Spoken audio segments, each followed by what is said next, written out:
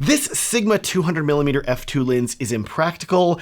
I love it. Or let me put it another way. All of these camera and lens manufacturing companies out there have made all of the standard lenses at this point. We've all seen a 24-70 or a 70-200. Most of these lenses are on their 5th or 6th generation at this point.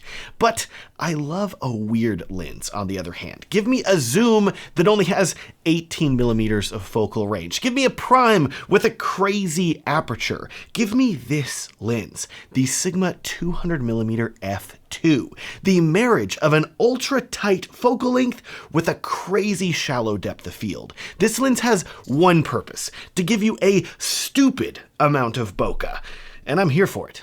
In this video, I'm going to be reviewing this lens from the perspective of a freelance / commercial / wedding filmmaker and telling you what situations I think it will work really well for, considering that oftentimes a lens like this is used for sports photography, but I think there are other uses as well, especially in the world of filmmaking.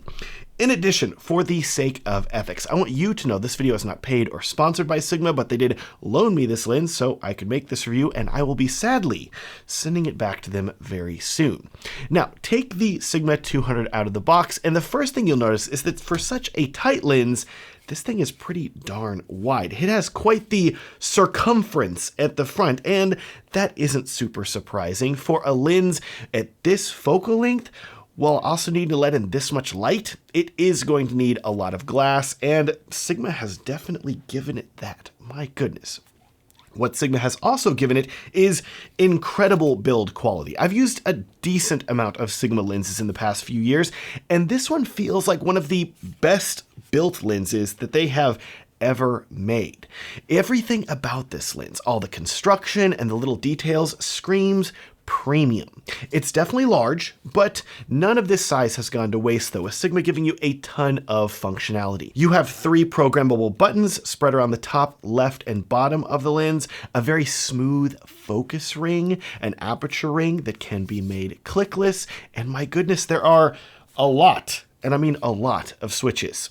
Of course, you have an autofocus manual focus switch, which, let me just say, the autofocus with this lens is fast and responsive, even considering that it's moving a lot of glass, and I had no problem with it locking onto anything that I pointed at very quickly. The focus breathing, on the other hand, is interesting because while this lens has more focus breathing than many newer lenses in that it is noticeable if you look for it, this lens also has such a shallow depth of field that the bokeh really covers up a lot of the focus breathing and makes it a non-issue, in my opinion. I was also considering how often I would be doing a full rack focus with a lens that is so tight like this one, and I don't think that that's going to be happening as often as it does with a wider lens like a 35mm, for example. So I highly recommend looking at the test results here, seeing how that looks to you, and also considering your use case and renting this lens if you're at all concerned about the focus breathing.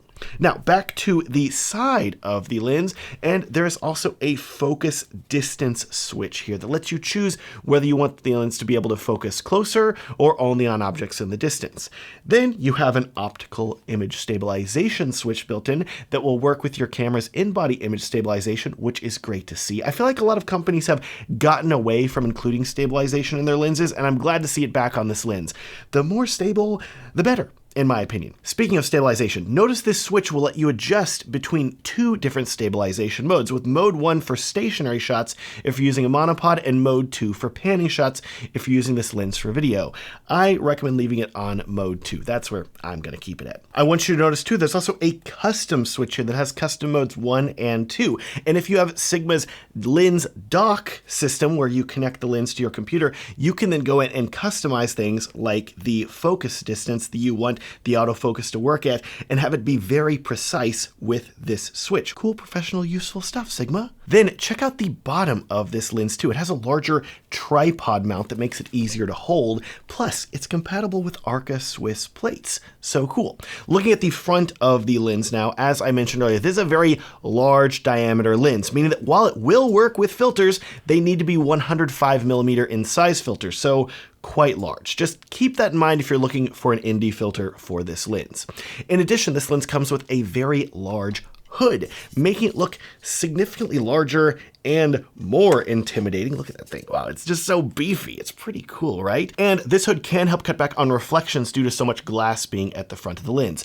That said, in my testing, reflections did not look bad in any of the video tests that I filmed with it. Lastly, for features, I'm sure you may be wondering if this lens will work with a teleconverter, because remember, it's a fixed 200mm prime. It doesn't zoom. So I'm happy to tell you that if you purchase the L mount version of this lens, Sigma tells me it will work with their 1.4x and 2x teleconverters that can make this lens either a 280mm f2.8 or 400mm f4 lens.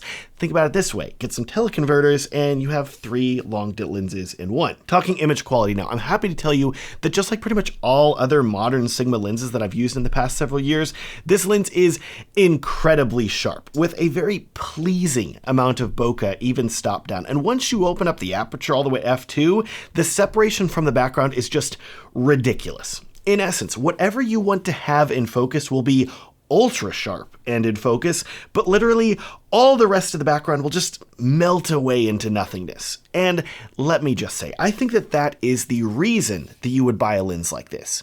Is it specialized? Yes. Is it large? Yes. Does it have a ton of versatility that will enable you to get a wide variety of shots in a ton of different scenarios? No, but that's okay. Buy a 70 to 200mm if you want that versatility. That's not what this lens is about. The Sigma 200 f2 is about giving you the most ridiculous, bokeh-licious shots that you've ever taken. It won't ever be the only lens in your bag, but when you need it, you're gonna be really glad that you have it. Of course, this lens is going to be good for the things that you would commonly think of using it for. So if you're into filming and photographing sports and animals, you already know you're going to love this lens. It's going to feel right at home on the side of a football field or basketball court or out in the woods getting the perfect shot of the roseate spoonbill. Yes, that's a real bird. You can look it up. But if you aren't capturing one of those two categories, you may be wondering if you could use this lens too. Well, imagine you're filming a wedding and you need a long length to reach the front of the ceremony, but you film a lot of weddings at venues with incredibly distracting backgrounds. Why did they put the ceremony in front of the parking lot? Why is this conference happening in one of the blandest hotel conference rooms ever created? I don't know. But what I do know is that this lens can blur anything behind your subject into oblivion, giving you a much cleaner and more beautiful image, even in the ugliest of venues. Oh, you're filming a concert? Well, now you have an extra stop of light with an f2 lens over an f2.8, meaning your favorite K-pop singer is lit perfectly whenever they hit the perfect notes to create the golden honeymoon and seal the demons away forever. Basically, if you are filming someone far off, this lens is built for it. Or if you want to film someone closer, we're talking portraits, head and shoulders, a couple staring longingly into one another's eyes, that background is gonna be like butter too. Filming a person on the street or in a crowd, everything else will just melt away around them. And I hear you telling me, Matt, I have an 85mm, I can do the same thing. But can you? I agree, an 85mm is still a specialized lens, but it's dramatically more versatile than a 200mm. And whenever you're talking about compression between these two lenses, the bokeh in the background will look significantly different. So here's my recommendation. If you already have basic lenses, you have your 24 to 70 to 70 to 200, etc., and you want something more specialized, rent this lens. I wouldn't buy it right away. Give it a test first. Spend $100 to $200 renting it for a week. See how the photos and videos you take with it make you feel. It may be too niche for you.